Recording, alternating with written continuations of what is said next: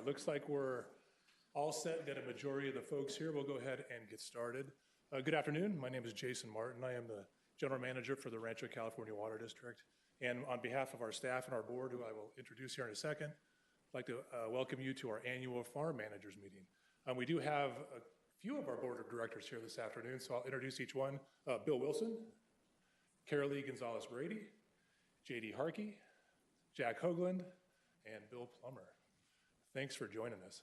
We've got some really good information for you today. We've got a number of our staff. They're going to get up and talk about water quality, talk about budgets and rates. We've also got a presenter from the Metropolitan Water District who will kick things off to talk about their water supply conditions and what they have going on at Metropolitan. And so with that, I'm going to turn it over to Nusha, and I'm going to have her say her last name because I know I would mess it up. So Nusha, welcome. Hi, good afternoon. My name is Nusha Razavian. I'm happy to be here. I'm from Metropolitan Water District. I'm a resource specialist there in our water resource management group. And so I'll be providing an update on kind of the conditions that we're seeing both this year and also kind of give a highlight of what we saw last year as well. But for those who may not be familiar with Metropolitan, we are one of the largest wholesalers in the United States. We have 26 member agencies.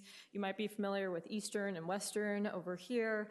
And we span about 6 counties. And at the end of the day, we serve roughly about 18.5 million people receive water from us through our treatment and conveyance system.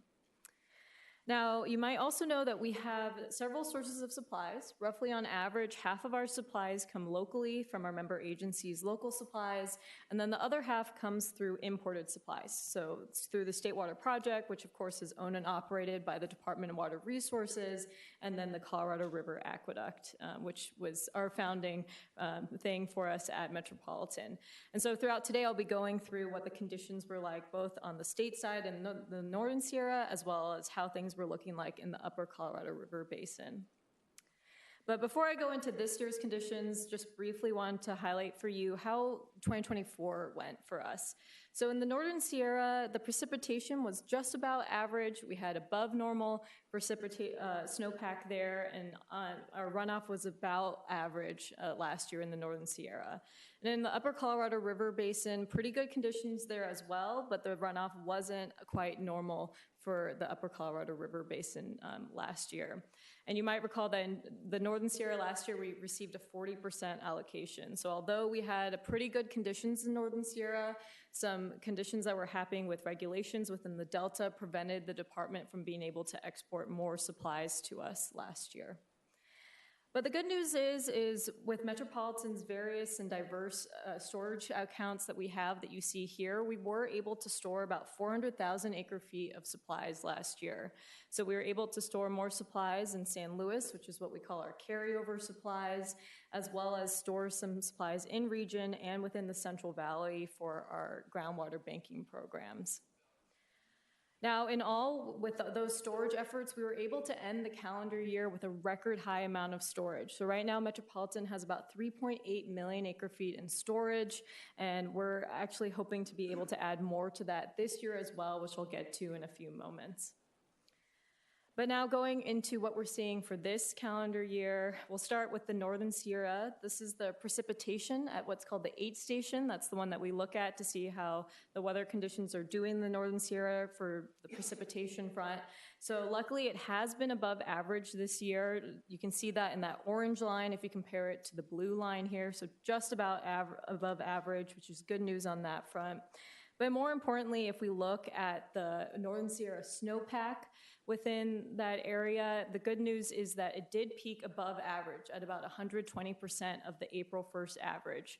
April 1st is typically when we see the snow beginning to melt in the Northern Sierra, and so that's kind of the comparison that they typically do there.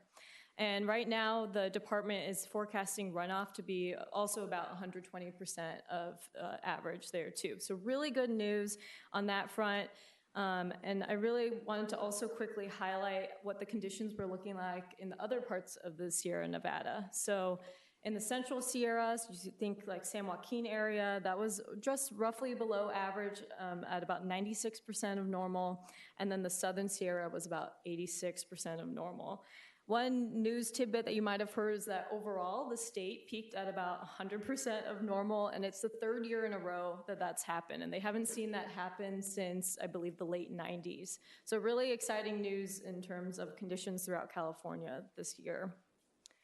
Now, Lake Oroville, which is the largest reservoir on the State Water Project, the one that we most care about at Metropolitan, it's been slowly climbing over this past year. And so the good news is that the department is actually expecting it to fill for the third year in a row come May. So it might be close to full or exactly full, but really good news on that front as well. Now, the other reservoir that we care about is San Luis Reservoir. That's where we store what we call our carryover supplies, so supplies that we carry from one year into the other.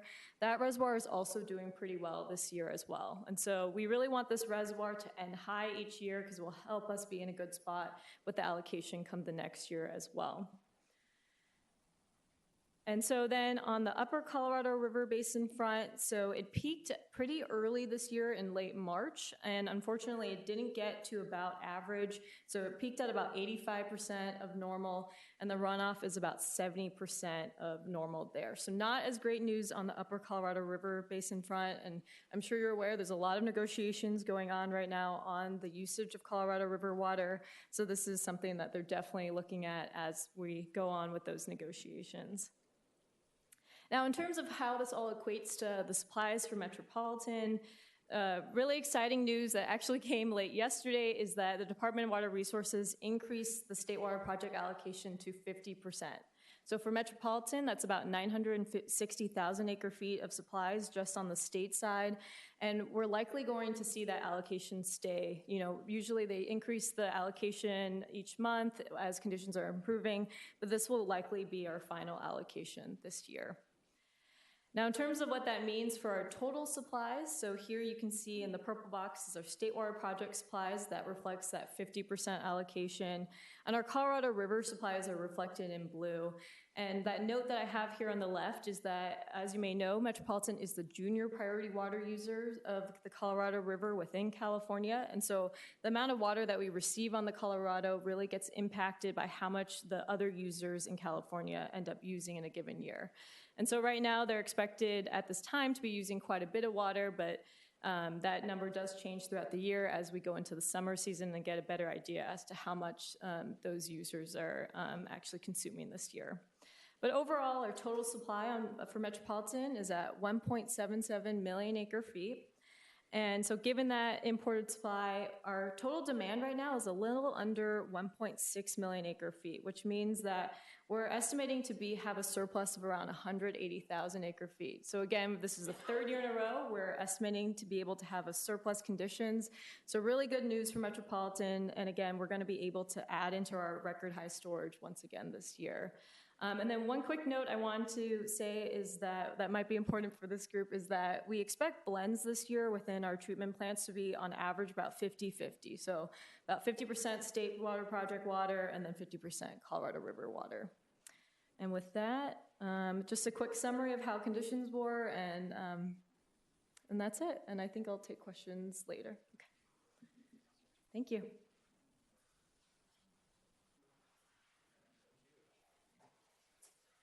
All right, thank you very much, Nusha. That was great. Appreciate the update, and we'll be able to get some questions for her in a little bit. But we're going to keep the program rolling. We're going to bring up Danielle Coates, who's our Director of Governmental and Legislative Affairs, and she's going to give you an update on all things legislative and how that affects Rancho Water as well as you folks.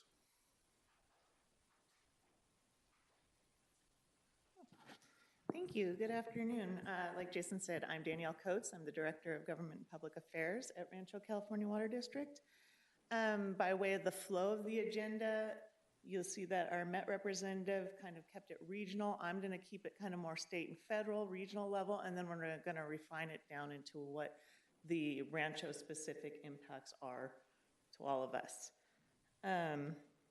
So by way of the program I operate, it's my job to communicate the impacts to the legislature, the state and federal legislature, other decision makers on what they're doing, how it can impact the district, how it can add costs, how it could add changes to the form and function of the operations that we do, and to see if we can mitigate any financial or regulatory impacts to either the district or the ratepayers that we serve. So in moving forward with those sorts of initiatives and those sorts of efforts, it is my job and our job collectively to elevate our region to our state and federal legislative partners. So we do that by bringing individuals to our region and showcasing what is unique about the Temecula Valley, what it is that we have to offer. Because, like, for instance, ag is something that not a lot of members in Central Valley or Northern California really think about it as being part of the Southern California portfolio of offerings. So it's important that we continue to elevate the things that we do to these decision makers so they can keep us in mind. Again, we've brought the Department of Water Resources down. They showcase some of our efforts through crop swap, which you're going to hear a little bit more about later. We've also been recognized by our associations for our innovative work that we do and our leadership in a variety of fronts. And then we've been successful in elevating agriculture as a major source of something that should be discussed as Metropolitan continues to advance programs like their climate adaptation from master planning effort. So just a sprinkling of the things that we do on behalf of the region as these different efforts are underway. This is our delegation that represents our service area at the state and federal level. And we're really fortunate because our delegation does serve on a lot of different key committees. So it's really helpful in elevating our message to the committees, to the individuals that represent other areas of the state. You'll see Kate Sanchez and Jeff Gonzalez. They both sit on the agriculture committees. So that's helpful in showcasing what we offer through the legislative conversations. And then we have a bunch of members that sit on key budget committees. Those are also helpful in elevating budget asks and identifying the different cost pressures to our district. So going into this next year and being mindful of how the overall portfolio of the state operations and federal operations could impact our district, I wanted to elevate that we're going to be going into a really difficult financial conversation at the state level as we enter into the May revise. So we continually educate, but we also guard against financial impacts, again, to the district. This is an image of Assembly Speaker Robert Rivas, and he's instrumental in the leadership portfolio to speak to the governor, speak to the Senate Pro Tem on how we are going to address the state's overall financial picture. And here he's saying, we're going to be having a difficult year. We're going to have to make some tough financial choices. So what does that mean for water? What does that mean for our region? That's what we do to communicate on your behalf to make sure that we're guarded in this respect. And then we look at the state and the federal administration. We see changes at the federal level. We're also going to have some pressures. We know that some of our grants, as we have to communicate effectively to release some of our grants and then also to pursue other grants. And so we work with our federal partners as they're making changes to the administration, as they're reducing the overall size and scope of the federal government. What does this do to the partners that we rely on? And how do those impacts translate? Again, we covered grants, but then there's also regulations that are being examined for their effectiveness. We're communicating the pros and cons of these changes. Potential tariffs, how does that challenge us as far as the materials that we need and the work that we need to conduct? We're being mindful of that and keeping an eye on those issues. And then again, the budget and staffing changes at key federal departments. Who do we need to communicate with, and how does that change our overall operation? On the state side, we also have the regulatory pressures. The state tends to be a little more aggressive than the federal government in the regulatory realm. So what does that mean? How do we effectively communicate to them? And then as we're entering into a challenging financial year, how does inflation and other cost pressures reflect on the district, reflect on our day-to-day operations? And then again, as we go into the next budget cycle, we start all over again. So changing to some specific bills and some specific issue areas, that we're weighing in on. SB 72 by Senator Caballero is California Water Plan long-term supply targets, and it identifies long-range targets in the California Water Plan. So the California Water Plan is updated every 5 years to identify the water that can be or should be generated for the state. California and all of its users, including the environment, roughly uses about 42 million acre feet a year of water. So going into the future, there's anticipated to be a decline in the available water resources. So SB 72 says, okay, let's be a little more strategic in our planning going forward. Let's look at a long-range target so we can plan for those future years. And why do we care about that, and what does it mean for us? It means that we can look long-range and reduce the cost pressures on our district by slowly building into those water supplies. So that's a bill that is being proposed by the water community and something we actively support. Again, water affordability overall is one of the primary issues in the state legislature. And so we've been entering into conversations to make sure whatever's done for water to address affordability is sustainable and doesn't impact one set of customers over another. So make sure the conversation is fair. So AB 532 is one subset of the bills that is being introduced, and then SB 350 is another. They both take different tax. One's a statewide program, and one allows for local programs. A couple of other bills that we're taking a look at. We all know the major fires out in Los Angeles were detrimental and very, very hard on the communities out there. So, but it's also changed how water is being considered in the wildfire issues. So Senator Sierto has taken ownership of the wildfire issues and has elevated fire hydrants and helihydrant storage tanks as an eligible source of funding or to receive grants for purchase of these helihydrant. That's something we're actively exploring. The county is actively exploring different sites for future helihydrant. So we're working in support with the senator on advancing that bill.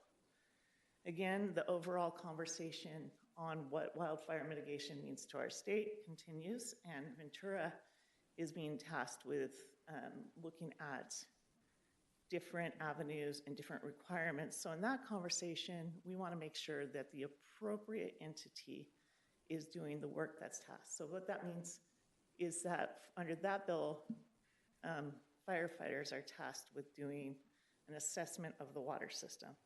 We're communicating firefighters are good at fighting fires. Water providers are good at doing water. So let's have them work together instead of having one super oversee the other in an unnecessary capacity.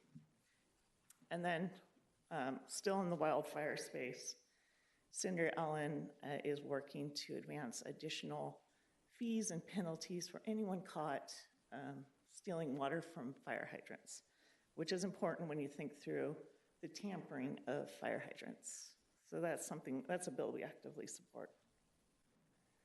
So again, the main message is Rancho is working very hard to communicate on behalf of the ratepayers, to showcase our region, to share all the good works that we're doing, reduce the cost on our communities, and ensure long-lasting support and knowledge that we're working on behalf of our community. So with that, I'm going to turn it over to Jordan Farrell, who's going to speak to us on our local water supply and salinity update. Thank you, Danielle. Hello, everybody.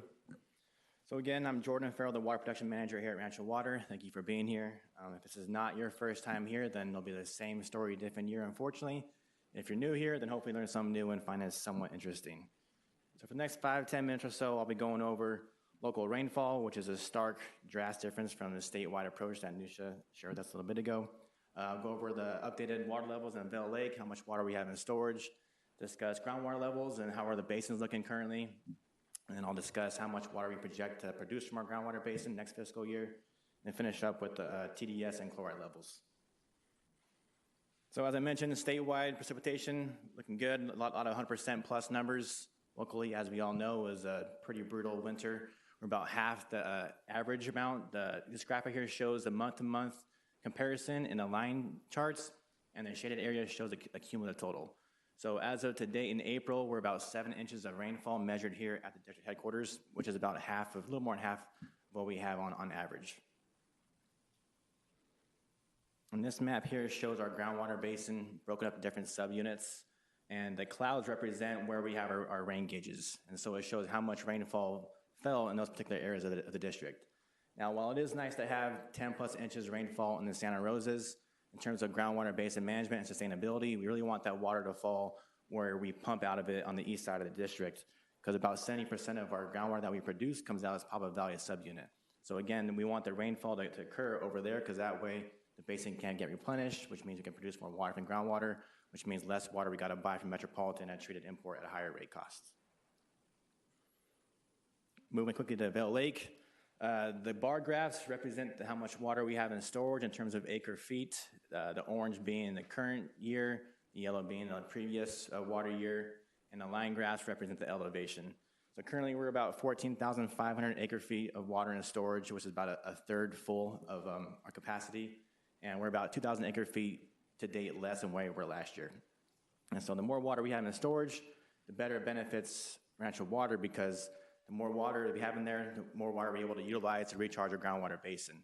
Now, per our agreement, our appropriations permit with DWR, we're able to store and utilize up to 40,000 acre feet of water. Now, as we have more water in the lake, the TDS gets reduced because of the blending, which means we're able to then take that water and put it back in the groundwater basin and not rely on metropolitan water, but rather utilize our resources and replenish the basin with that lower TDS water. But currently levels are so low that we cannot do that.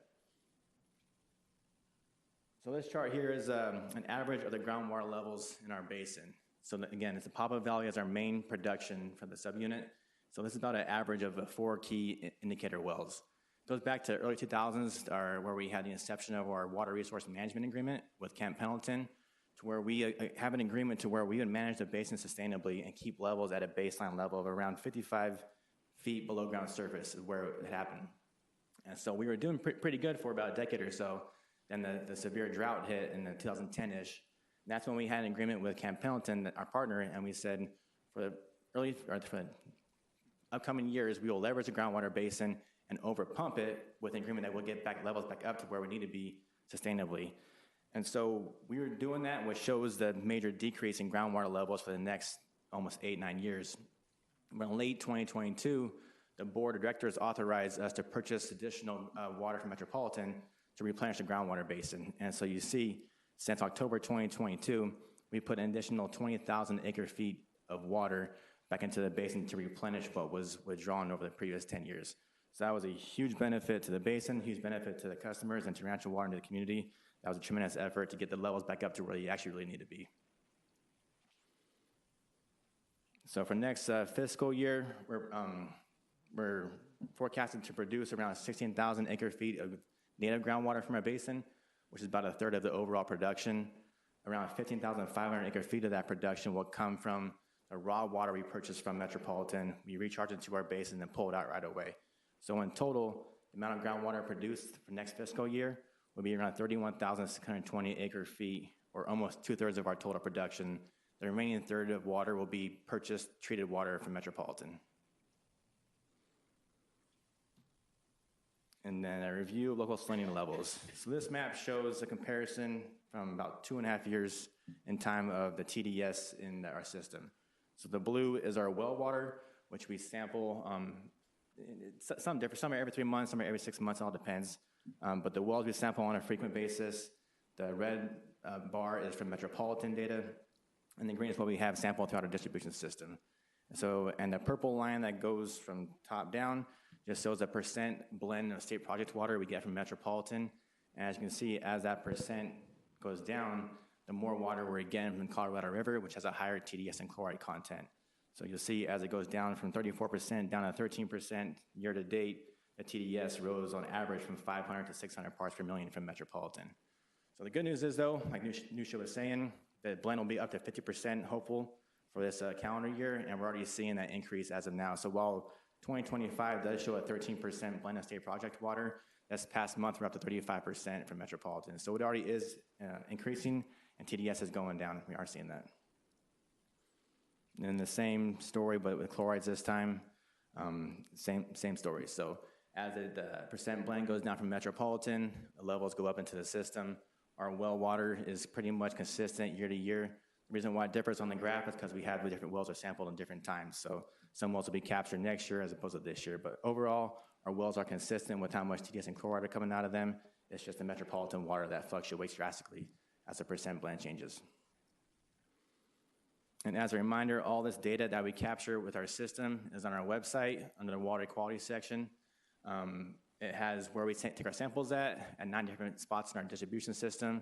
We take samples every 2 weeks and have those published on the website as soon as they become available. And it also has on the state water blend the percent of water that we get from metropolitan. It has an updated percentage blend on there for viewers as well. And that is all I have, and I'll pass it over to our finance manager, Bill Moses, to talk about rates and budgets. Good luck, Bill.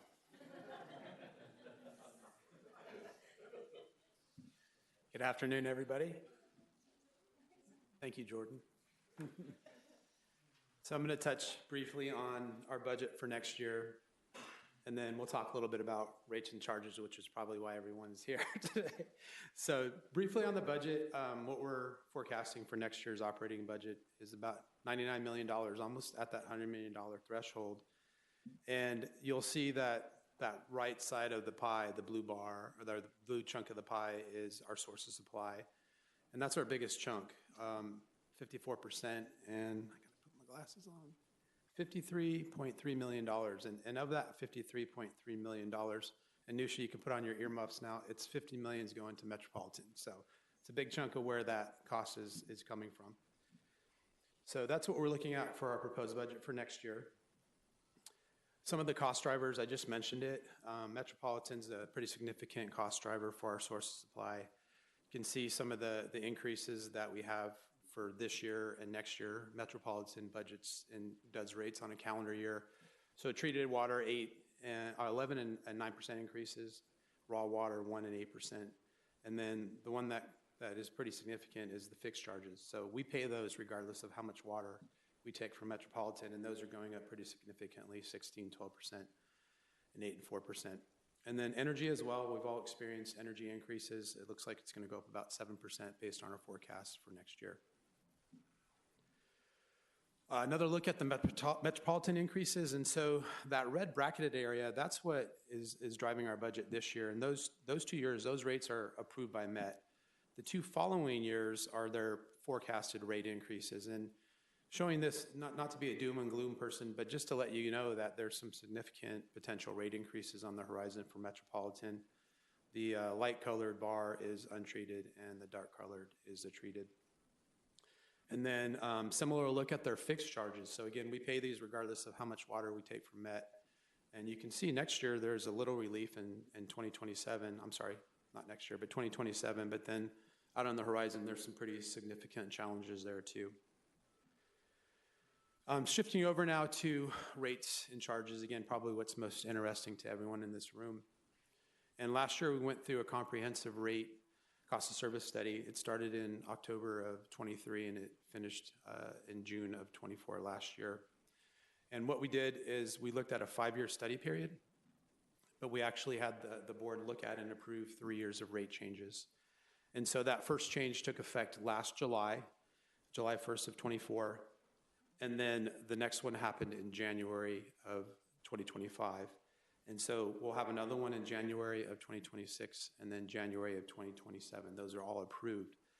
I'm going to jump ahead 2 bullets. Why did we switch from a July 1st rate change to a January? A couple of reasons.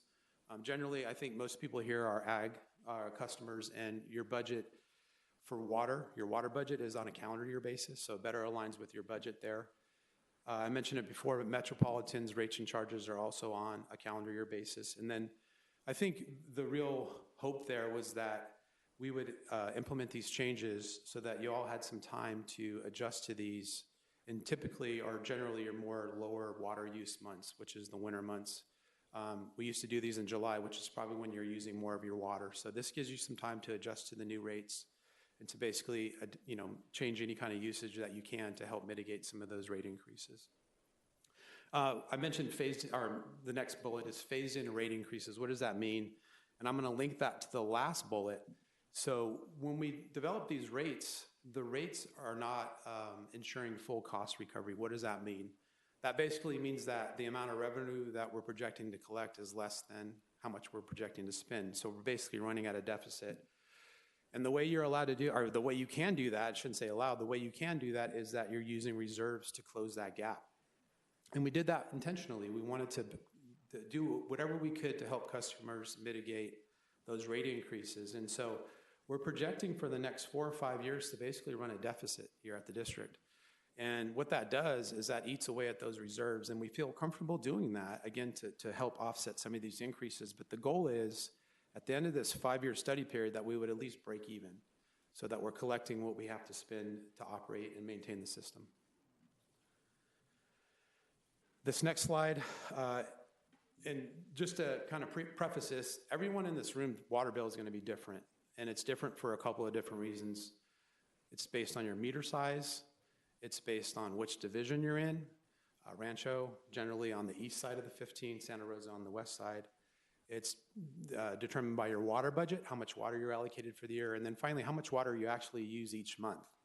But what we wanted to show here is just kind of a general impact. And so we looked at our most typical customer for agriculture in the Rancho division. And so let me walk you through this graph. So we're looking at, again, a Rancho customer with a 2-inch meter. I'm gonna have to put my glasses on again. So down at the bottom, the left side, the 100 CCF, that would be a low use month. And then in the middle, we have kind of an average month, 395 CCF, and then a high month, 824 CCF. And so if you're working your way from left to right, that current column, that's the amount you would have paid last year at this time. The 2025 column represents what this customer is paying now. And the overlay, the numbers, the 283, that's what their monthly bill would be given these metrics, a 2-inch meter and that usage. And then what the 1568 represents is the change from the old rates. So what we're saying is that that bill a year ago was going to go up basically $16 now. And then come January 1st to 26th, it's going up another $23. And so that's the same methodology, just different usage. And you can see, obviously, the higher the use, the higher the bill. So this is on the Rancho side. And then we did similar thing on the Santa Rosa side.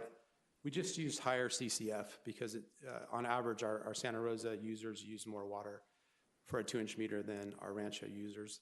And so same thing, the number here at the bottom, the 4003, that's how much the bill would change each month at those breakpoints on the rate changes. And I didn't mention this, I should have, but the rates are the bills shown for 28 and 29. Those are just for planning purposes. Those have not been approved by the board. Only the changes for 25, 26, and 27 have been approved by a board. So those are just for projection purposes. This is probably helpful, but I think what would be more helpful for you, and if you didn't grab one, there's an agenda over on the desk at the front. And at the bottom, there's a URL, which is a web address. And there's also, you can scan this little URL, or I think it's called a QR code. You could scan this QR code. And what it'll do, it'll take you to a place where you can see all the different rates and charges for the next 3 years. So your meter charge, your energy charge, your water charge, and you can calculate your own bill to see how this is going to impact you. So what are we doing? Again, I mentioned using reserves to kind of help slow those rate increases, but we do quite a few things. We're trying our best to help customers mitigate those rate increases. And Danielle hit on that in her presentation, the advocacy at the federal and state level, and as well with Metropolitan. I believe it was Director Harkey that went to Metropolitan last year when they were considering their rates and charges, and he really passionately conveyed to Metropolitan what their decisions impact our customers here, everyone in this room. And I think it had an impact on their final decision. So we're very active in that regard. We try to do anything we can to save money. So we have 4 solar facilities that generate energy and generally about a $1 million savings. We have a lean staff. When you look at our number of staff per number of accounts, and you compare that to our regional agencies, our Westerns, our Easterns, and our Elsinores, we're generally at the bottom of that trend. And we do that a lot. We benchmark ourselves against our neighboring agencies to make sure that we're hopefully setting the industry bar there. We have implement industry leading water efficiency measures and programs. And the next presenter, Kyle, will be talking about some of those programs. We use a lot of different technology and efficiency measures. We have active leak detection. So if your meter is running when it shouldn't be, we'll reach out, customer service will reach out, contact the customer and say, you probably have a leak. And then beyond that, out in the field, we have staff that are now trained to actually detect leaks underground before they become breaks. And so when we use those methods, we can get ahead of a break and fix it before it becomes a major issue, which is generally more costly. We're applying for grants to cover expenses, and we actually I have the number here. The only reason I want to pull it up, because to me it's pretty impressive, and this again will be something that Kyle will speak about on the next presentation. But I think the number, Kyle, the grants where we have received like 30, 40 million in grants, and we're pursuing another 70 million in grants. So you're talking about over $100 million in grants that we're actively pursuing to help mitigate again these rate increases. And then I mentioned, we have these customer assistance programs. Danielle talked about that for potentially some low-income help, and then also actively monitoring these accounts. So if we see a leak, to basically kind of reach out to the customer so they can get ahead of that. What's next? And this is my last slide, I promise. We're going to bring the capital budget. So that's basically all the big, large capital projects we're working on now. We're going to finalize that. We're going to bring that to the board for their review, and then we're going to finalize the operating side. And then what we're proposing for the board is an adoption of the budget for next year at our June 12th meeting. You're all welcome to come attend that if you'd like. And that's what I have. And so next we have Kyle, and he's going to talk about our grants and some of our water use efficiency programs. Awesome. Thank you. So like Bill said, my name is Kyle Jeffries. I'm the Water Use Efficiency and Grants Manager here at Rancho Water. Pleasure to be here with you today. Seeing a lot of familiar faces, but also seeing a lot of new faces, which is pretty cool. So welcome, welcome. So today I'm going to be sharing with you just a few of the items that we're doing to support and invest in our ag community. It's important to note, though, when I'm saying investing, I'm not just talking about these programs I'm going to highlight today, but we've been investing many, many years in long-term relationships with everyone throughout our community, but specifically farmers and farm managers, and we really value that relationship. And I have to say, too, there's a lot of farmers in here right now. When I talk about investment, they've matched our investments, man. They've been taking advantage of a lot of these programs and things that we'll be talking about today and really invested in long-term agricultural sustainability, so props to them. So I'm going to dive right into it. So what are we doing here at Rancho Water? We're doing a lot. As you can see here, this is just a brief overview of some of those things. But one of the biggest ways we feel like we impact our customers or make a big difference within our community is through hands-on research pilots. This goes back to that partnership I mentioned a little bit earlier.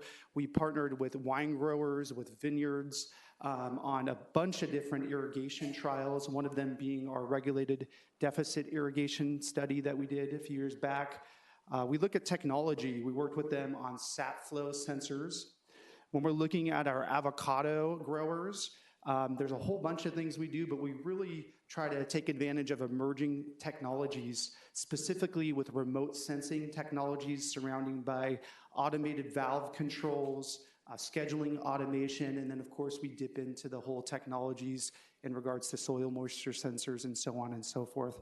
So again, the purpose here, you're probably wondering, that's great, but what's the purpose? Well, the purpose is to work with you all to stay at the forefront of technology, so we're knowing we're investing in the right stuff here locally.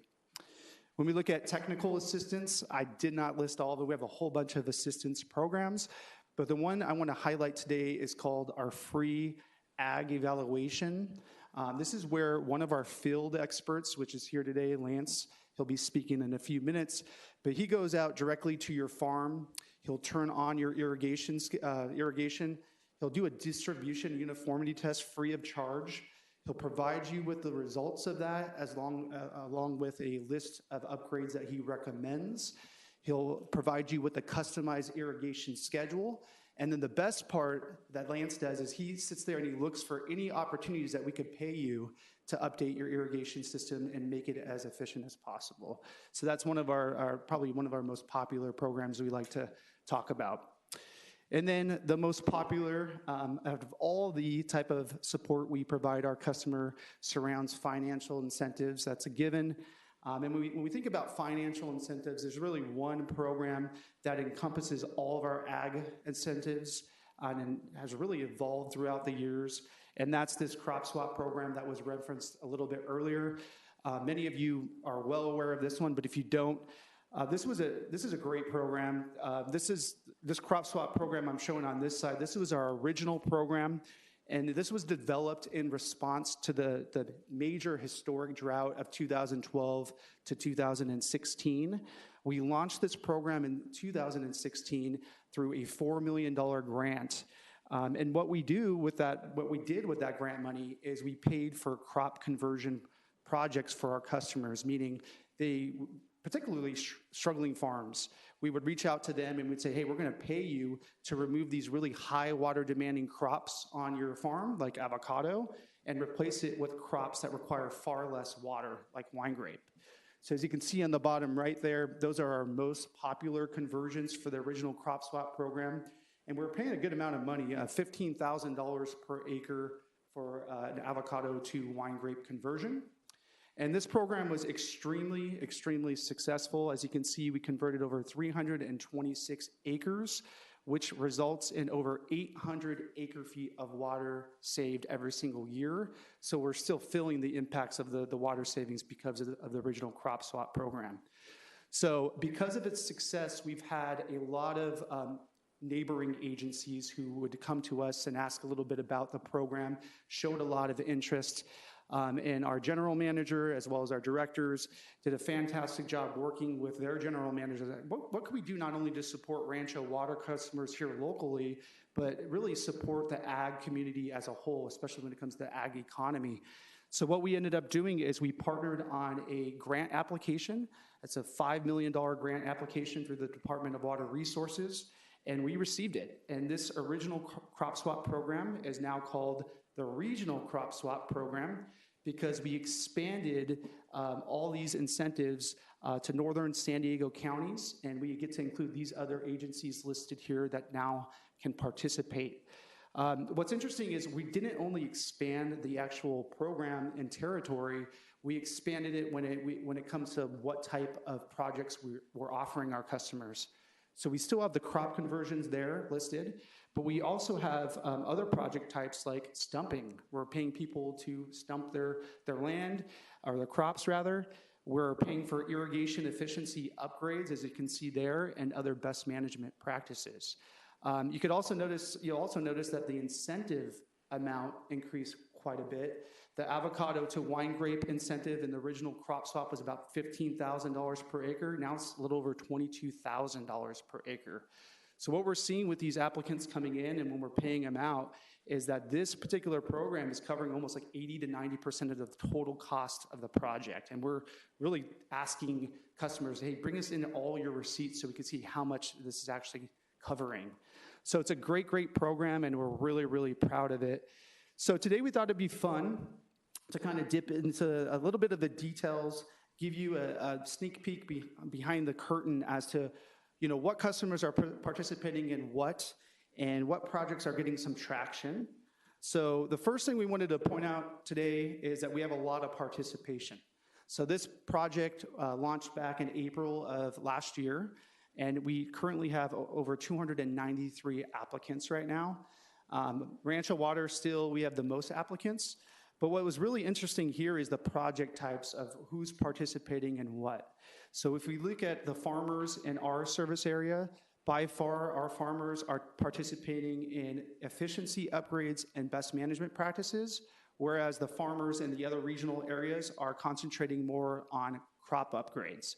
And the reason for that has to do with the fact that we've had this crop conversion incentive since 2016, so it makes sense The regional partners are really taking advantage of that money that they've been waiting for many, many years to take advantage of. Now we're going to dive into crop conversion types. So I kind of covered it earlier. A typical crop conversion project, you're going to remove your high water demanding avocados and citrus. But what are you replacing it, or what are farmers replacing it throughout our community? What are they putting back in the ground? And as you can see, wine grape is still by far the most dominant replacement crop. But we saw some interesting things. On the Rancho water side, olives, we've seen a definite increase in replacement applications for olives at 22%. That was a key difference than the original crop swap program. But we're also seeing minor specialty crops. We're seeing jujube, cherimoya, eucalyptus, some really cool things as well. On the regional side, stone fruit's a big one, a lot of peach, apricot, so on, and then minor specialty crop as well. We're getting a lot of cut flowers and agave, actually. So we were really excited about the irrigation efficiency upgrades and BMP's sneak peek of the data because, again, our original crop swap program did not offer these type of incentives. And for the most part, when you see here, the trends are pretty similar between Rancho Water and the regional partners. We anticipated a lot of participation when it came to uniformity upgrades and replacing your sprinklers, your pipes, scheduling automation. We knew we were going to get applicants for that. But what's kind of interesting here is how many people are participating in best management practices. A lot of cover crops. Thank you, Greg Pennyroyal, who's sitting right there. Mulching. But what we're seeing is we're seeing a lot of trends toward more regenerative agricultural best management practices, which is really, really great to see. Another interesting thing that we saw and kind of expected, but there is strong demand for avocado rootstock upgrades. Out of all of our reserved funds right now, about just under 45% of those reserved funds make up avocado rootstock upgrade reservations. And of those reservations, 85% of the applicants intend on replacing their avocados with this DUSA rootstock. And this wasn't too surprising on the DUSA rootstock because those were specifically developed to be the most salt-tolerant and most disease-resistant type of rootstock. But what really was surprising is something that we heard probably 2 to 3 weeks ago was the supplies for these DUSA rootstocks, as well as a couple others on this list. The supplies are very limited right now. They're not available until 2027. So that was something new that we heard, and that was a huge surprise on our end. And the reason for that is because there was a bunch of wildfires, as you recall, last year. There was the big one up in Ventura County, that mountain fire. It burned over 20,000 acres, ruining about 500 acres of orchards. And then there was also the Malibu fire. And what's happening is we have one major distributor. Their name's Brokaw Nursery. I'm sure you all have heard of Brokaw. But they said that they've lost 40,000 trees because of this particular fire. And again, they're not going to be able to provide any rootstocks until 2027. So they wanted me to tell you today, if you're interested, they really, really recommend you need to reserve now because they base their yield on these reservations. So if you do not reserve now, you're most likely not even going to be able to get them in 2027. So what does it look like right now when we look at remaining incentive funds for the local growers? The regional agencies had a budget of about $2.25 million, Rancho Water around $2 million. Right now, the regional agencies are 100% reserved, and they're on a wait list right now. So there's about 35 people that want to join the program. They're just waiting for people to drop off so they could drop in. With us, Rancho Water, we have still a little bit over $1 million, but it's important to note we represent one agency. They're representing 5, so it's not that big. We have a lot of money left over right now, or available rather right now. I highly recommend you all participate. Our grant is supposed to expire at December of 2026, so you have some time. We're going to be working on an extension. Hopefully, we'll get an extension because of those rootstock issues. But please don't hesitate. If you're serious, jump on it now because these funds are only temporary. So there's other, in addition to the DWR state funds that I've been talking about that's funding our crop swap program, there's also federal incentives and funds available to help supplement and help with your conservation programs. One of them is called the USDA National Resource Conservation Service. And you know, we've worked a little bit with the NRCS. Our customers, a lot of our customers have worked with the NRCS, but I'm gonna be straight up. The NRCS is awesome, it's a great program, but there's a lot of red tape. So when you go and you try to apply for things, it takes a little bit longer. When you finish your job or your project, you're not getting paid that fast. So our whole goal here is we're looking into and exploring the opportunities of working with NRCS on possibly bringing this federal funds and bringing them down to the local level in Rancho Water and try to bring those funds into our own concierge services so we could stack these rebates for you and make it a little bit quicker on the front and back end of these projects. So the one thing that we're exploring right now is called the Alternative Funding Agreement. That's part of one of the parts of this USDA program, and we're working with them and trying to get some movement on that.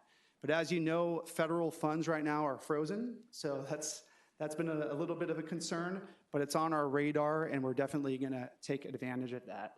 So I'm gonna transition over now to Lance Anderson. I want him he's going to come up and discuss this NRCS program and what it means to the community, what it offers.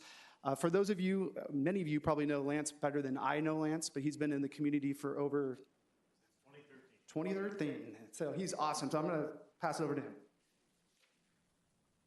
Thank you, Kyle. I started working alongside Rancho and you growers in 2013 when I started at Mission Resource Conservation District as the Ag Program Director, and now I'm directly contracted with the Water District to provide the technical assistance for crop swap and the new ag water use efficiency program, and I think that's about all I do. So working with NRCS can be very beneficial. So so you have a sense of what kind of money we're talking about. For a micro irrigation practice, which is that 441 there on the slide, it pays $1,900 an acre for that practice.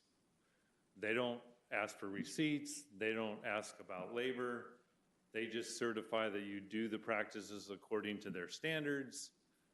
Once they're satisfied that's done, they make payment. Their contracts are for 3 years, so you have plenty of time to work through a list of practices to benefit from this money. Right now, the program for you folks is called EQUIP. It's the Environmental Quality Incentives Program. The application for this fiscal year has already passed, and I doubt very seriously there's going to be a second application window for this fiscal year. Of course, fiscal year for them is the federal one, so we're talking October 1 to September 30. And so hopefully by October, they'll be ready to open up again for applications. The key is to be prepared for that window to open. One of the requirements of application is an irrigation system evaluation report, which now the district is providing to you for free. So if you are interested in participating with NRCS, I can help you through that through the water use efficiency program. We can detail the findings of the report to meet your goals for irrigation improvement. This is assuming that your uniformity is going to be below 80%. That's the threshold number that triggers their ability to participate. But what we've found with the office in San Jacinto is that we need those reports to be very detailed and structured to your goals. Because if we don't include something that needs to be replaced in that report,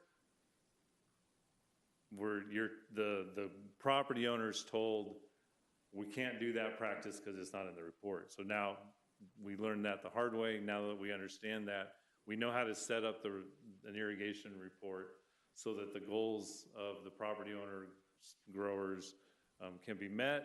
And the one thing that is with this federal money is that it's alongside, not on top of. So if you're doing crop swap to do some changes in irrigation and you want to also do NRCS, you have to do separate blocks, because the federal box checking requires that they can't guarantee, like if you did crop swap in one block, they can't guarantee that their environmental, cultural, resource or concerns have been met in that block, because you probably have already done the work. So then you've got other blocks that still need improvement, and those can be done federally. And as Kyle said, with NRCS, you just need to be patient.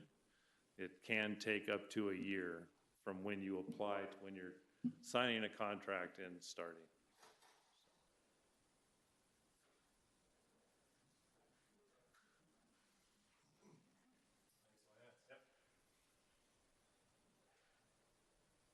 We're going to open it up for questions here in just a second, but I think just to kind of summarize a couple of things, and first of all, I want to thank all of our great presenters this afternoon. We had a lot of really good information. Rancho Water sees our relationship with our farming community as a partnership.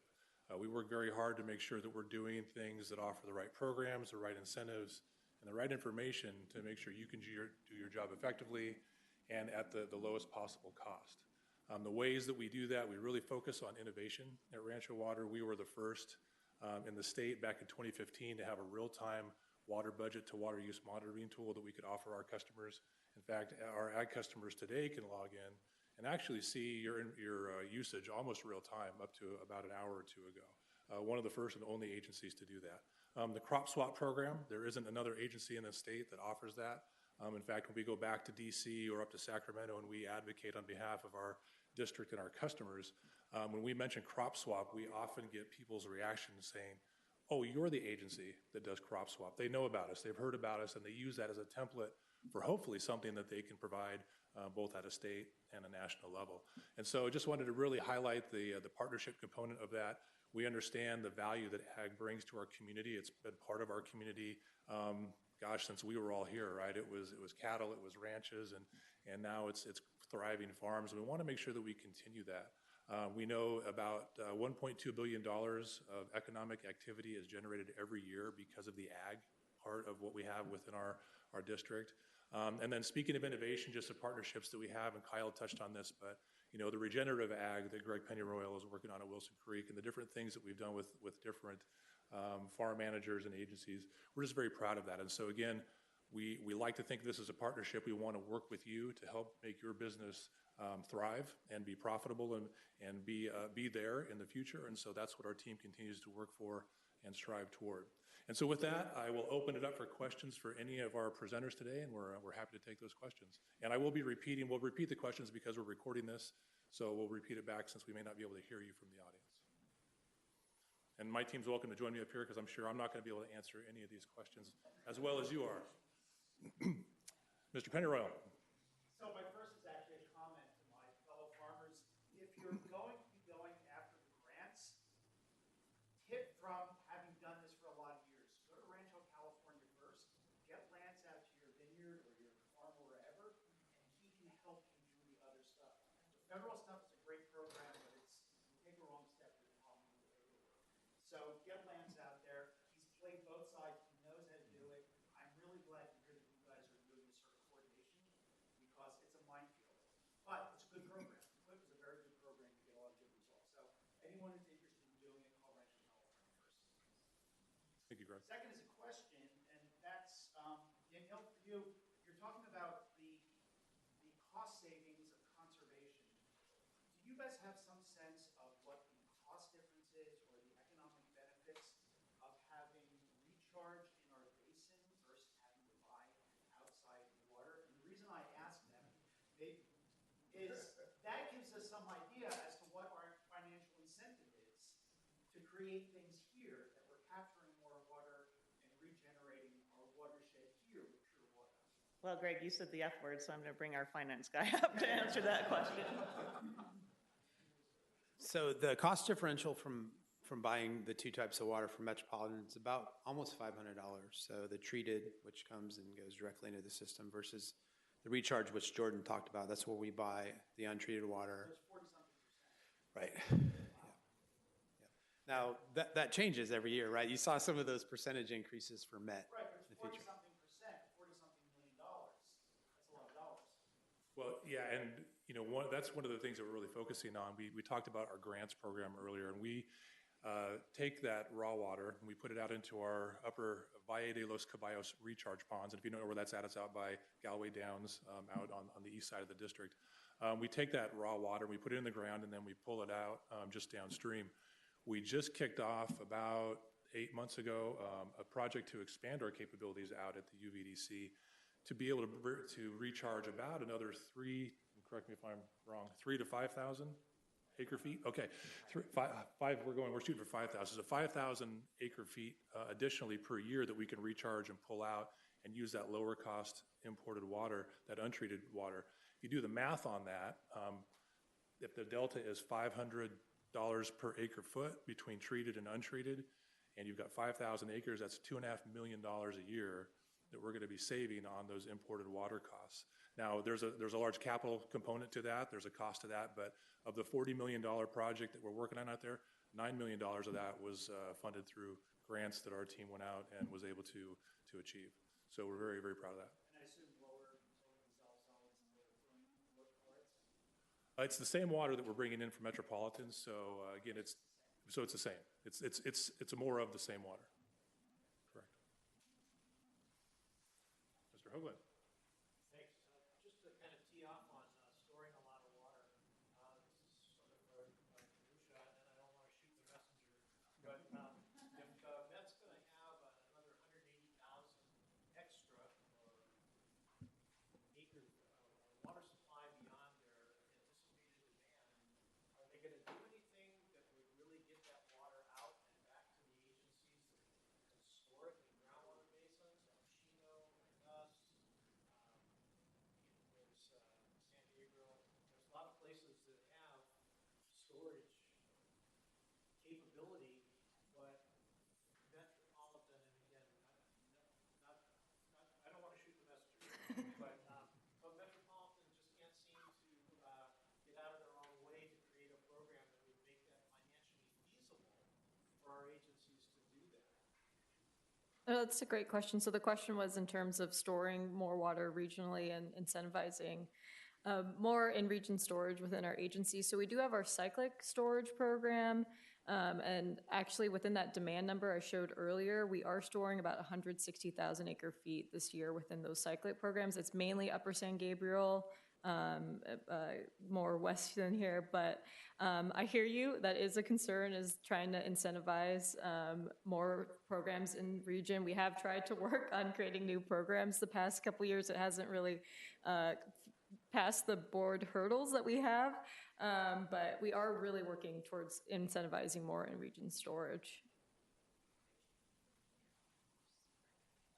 Other questions? Yes. Will I be able to get any grants if I already did removing over 500 feet replanting again as avocados? Will I be able to, if I already had done it? Our orchard was. Yeah, so the question is, would she be able to be incentivized after already removing her crops?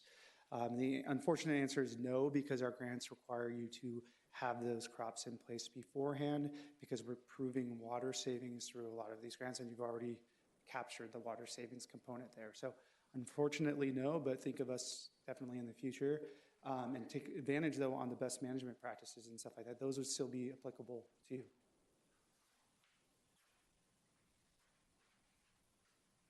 Yes. What if I just purchased a property and we removed avocado trees that were planted within years? But we just purchased. Did you already remove the avocado trees? So yeah, same thing. You would have to, it has to be, the crop has to be in place before the time of the application. Once we approve it, then you proceed out and remove the crop. So that wouldn't be eligible, but again, the best management practices, the cover crops, whatever you replace that crop with, or the crop that you removed, you could take advantage on a whole other things that's still within the scope of the program.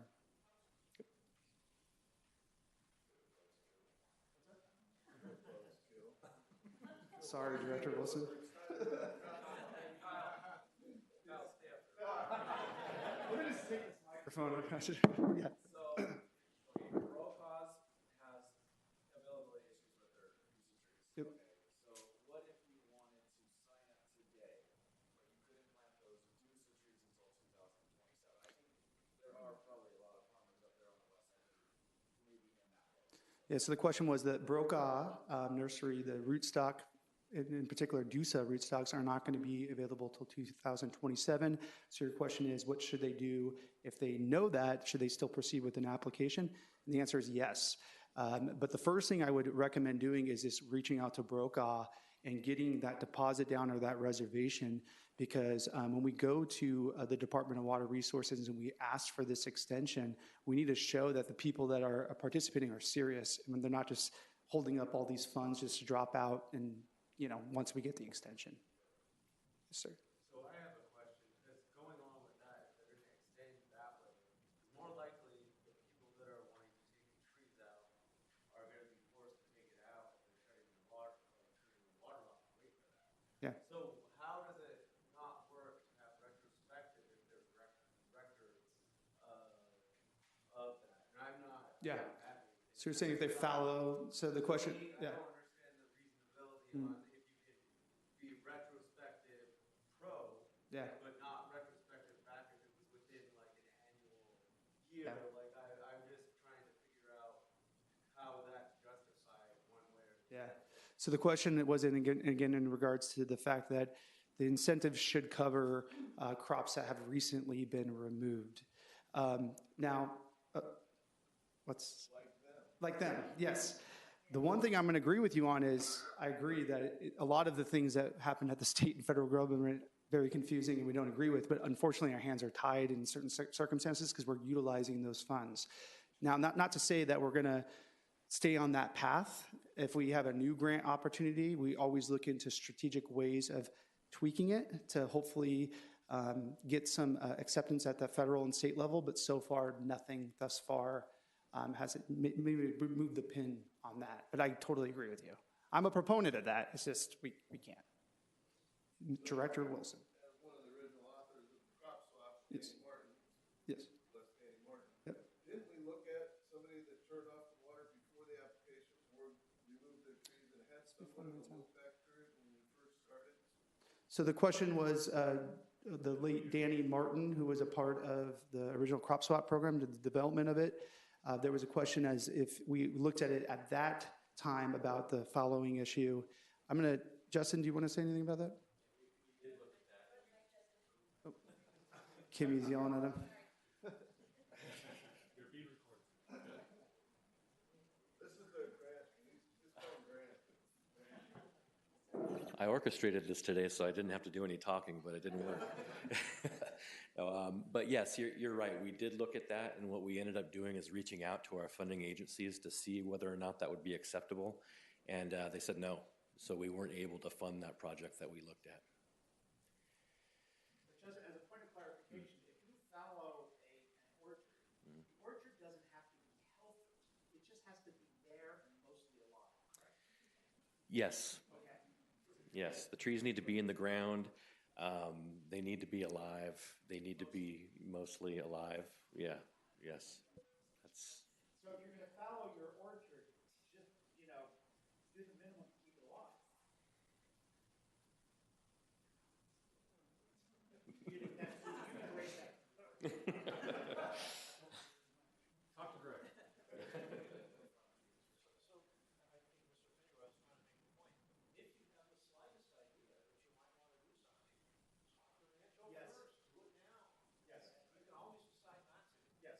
But you can't decide to do it if you have to. Yeah. These guys are anxious to talk to you. Yeah, I'll reinforce, not just because they're there and some of these guys are my friends and colleagues, but I've never worked with a water district, two things. I've never worked with a water district that was more innovative and more cooperative, but also I've never worked with one that's more expensive. I farmed in Oregon. He farmed in Washington with free water all the $45 time. an acre. down south a little bit. But yeah, get your applications in, get in the queue. You can always, change your mind, but we want to get you on that list as soon as we can if you are even remotely interested. Other questions? Yes? Okay. I have a piece of property on Angel Hills, like 17 acres, and I purchased it a couple of years ago, and I'm paying over $4,000 for taxes from Rancho California Water and also the From Metropolitan? the other water company, Metropolitan? and I don't have either of those waters. I have a well, and so it's like a lot of money for water from taxes, I feel.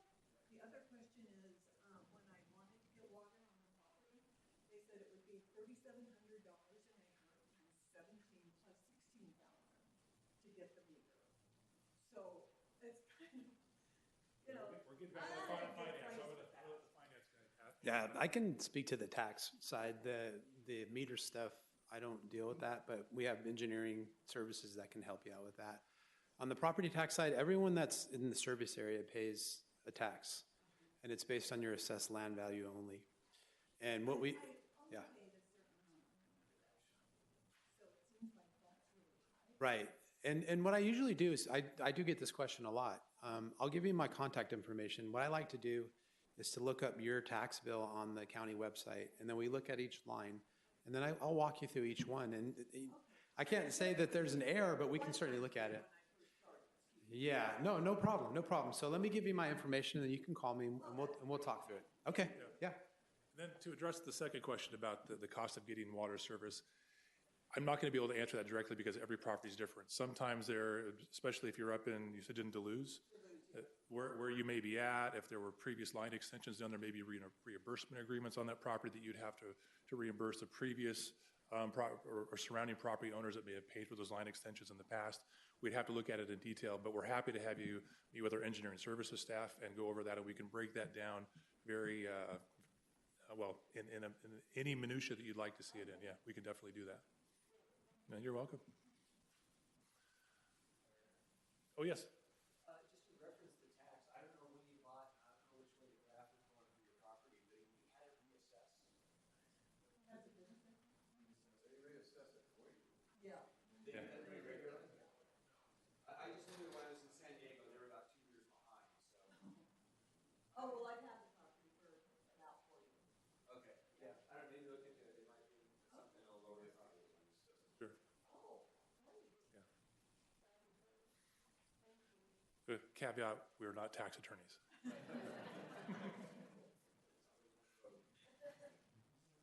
Other questions? Yes, sir. A little bit of game here. Yeah. With Brokaw having kind of supply chain issues, is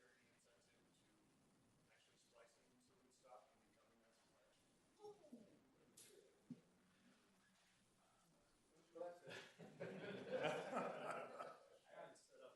becoming that supplier? I don't know if I have a good answer to that question. I think if there was an additional supply for Deucer rootstock, that would be very beneficial to this community. I don't know, Lance, do you have any ideas on that? I'll repeat whatever you say in case it needs to go into the microphone. You can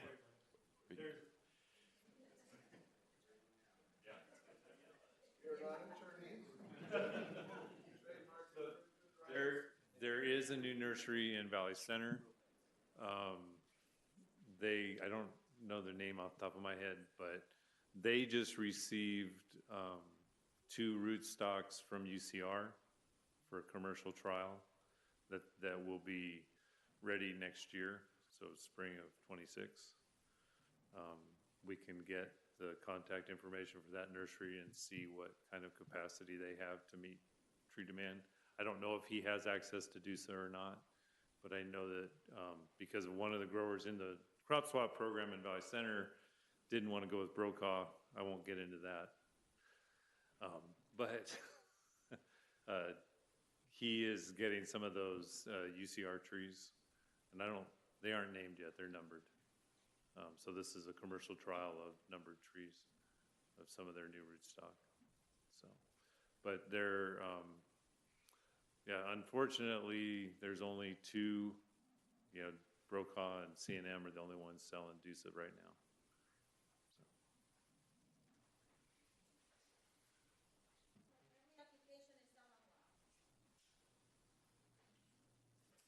You can do your application online, but you've got a great team here that can help you walk you through it. So if you want to reach out to one of us before you leave, we can get your phone number. We're happy to walk you through that process. It's pretty straightforward on our website, but I tried and I got stuck in one point. yeah, no, let us help you through it. Twice I have to. Yeah, be happy to help you. In fact, young man over there, Gio, he's the man, and he will help you walk through that. Other questions? Greg? How are you setting your research priorities in the future? And I'll frame this question a little bit. We're doing more and more work with UCR Soil Salinity Lab on the Riverside. They're the #1 salinity lab on the planet, and they're right next door. Yeah. Well, I think our priorities come from the feedback we get from the customers in the community. We need to know what's an issue for you, what the challenges are, what you're having problems with. If there's a program like that we can get involved in and be a part of, we would love to do that. So I think it's really having our customers raise the issues, and then we can see who we can partner with and what we can do to work with them. Yes. Okay. He's your guy. And I always end with the same comment. Will you ever let me drill a well so I can pump out the alcohol? No. We'll pay, I'll put a meter on it. I know. Bill will put a meter on Last it. question for me. Yes. You know, every year we have to do the backfill, right? Mine works perfectly. You guys recommend companies.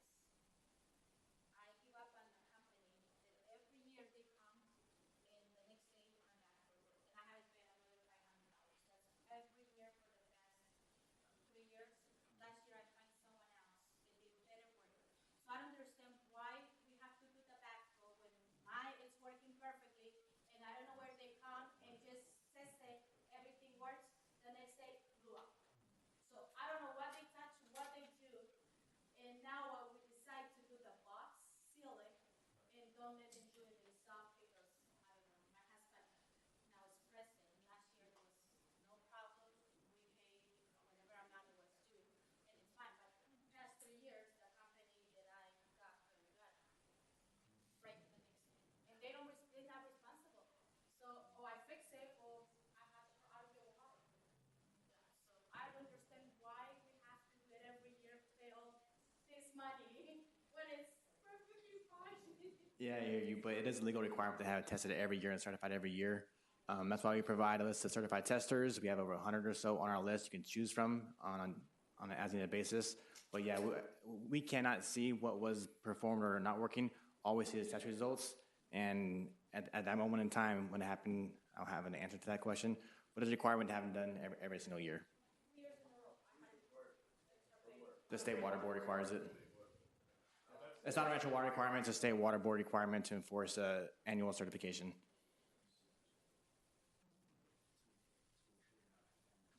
Any other questions? All right. Well, I just want to say thank you to everybody for showing up today. This is always one of my favorite times of the year to hear from my team, hear from Metropolitan, and hear the questions that we have. Again, we see ourselves as a partner with all of our customers. We know that the product we provide is a huge part of your costs. It's also a big part of the quality of the product that you produce. And so whatever we can do to continue to assist with that and help you, we're happy to be a part of. And so please reach out if you have any additional questions. Got a great team here. We'll walk you through anything that you need. Thanks again and have a great afternoon.